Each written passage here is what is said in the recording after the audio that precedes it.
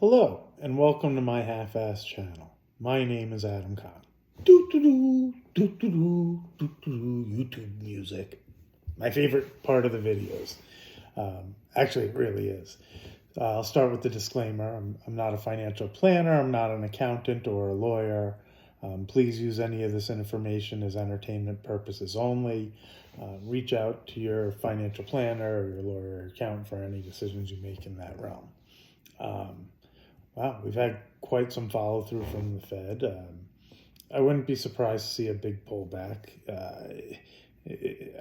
We seem a little stretched. I still think, like usual, any day if you're putting away for the long term is a good day to buy. But if you're looking short term, I'd be a little cautious right now. Two really big up days after a Fed announcement that, from my vantage point, didn't really bring any new information that should make the markets go straight up. So I'm not sure what the sentiment is. I wouldn't get out of the way if you have long-term positions. I mean, I don't know. It's more like noise to me for things that I'm holding for 5, 10, 15 years more than anything else.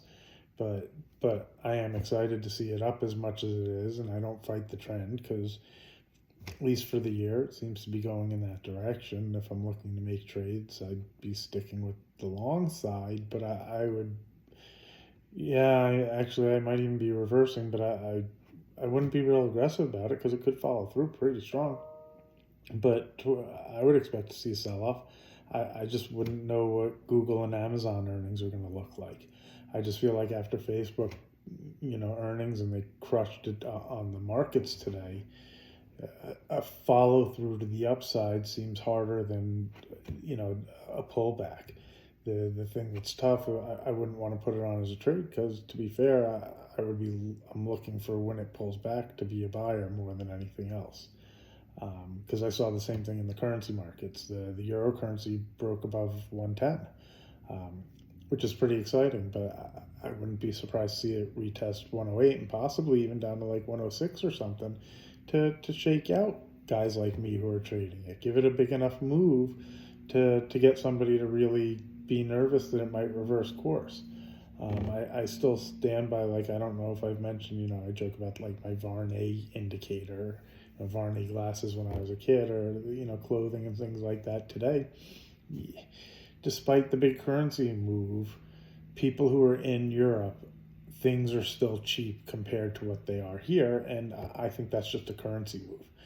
I think that'll change. I think those expats that are living in Thailand for $2,000, $3,000 a month, it's not going to be enough, but not because anything dramatic changes there.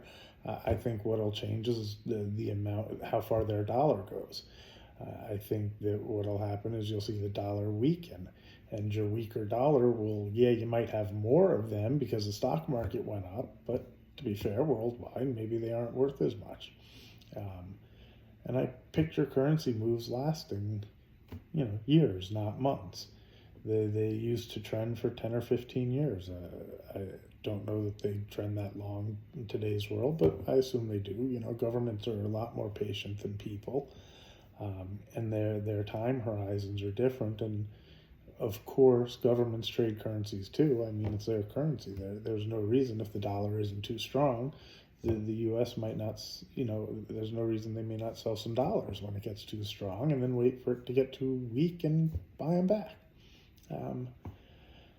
But maybe their time horizon is 10 or 15 years versus you and me who think, a couple of weeks.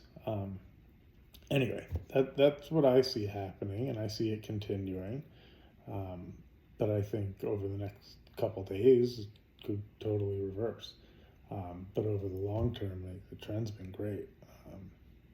Let's hope it keeps going. Those of you curious in Jacobs and Cow, obviously, since the markets are doing well, he's been doing well. Like I said, we'll do some videos and see his reactions. I need to pay attention and I don't think to grab my recording every time we do stuff. YouTube's, fun, but not what I'm always thinking about. I just kind of turn it on when I'm when my wife and son are out of the house at the same time, so that I can talk freely and not feel like somebody might be listening and judging. But that being said, I don't think about doing it when he goes to check his account or something. But I'll try to remember, and if he's opening up the computer, I'll start recording and see what he says, or if he has questions or anything. So maybe like or the video. Again, it's pretty cool. I had a couple of videos. I think we had 10 or 15 views. Most of the time, 2 or 3. So for the 2 or 3 of you who watch me, hope things are good. Feel free to like. If you have a question to ask, if I don't respond, it's only because I didn't see it and I didn't know. Really, I'm happy to chat with anybody who has some questions, because I like markets. Have a great one.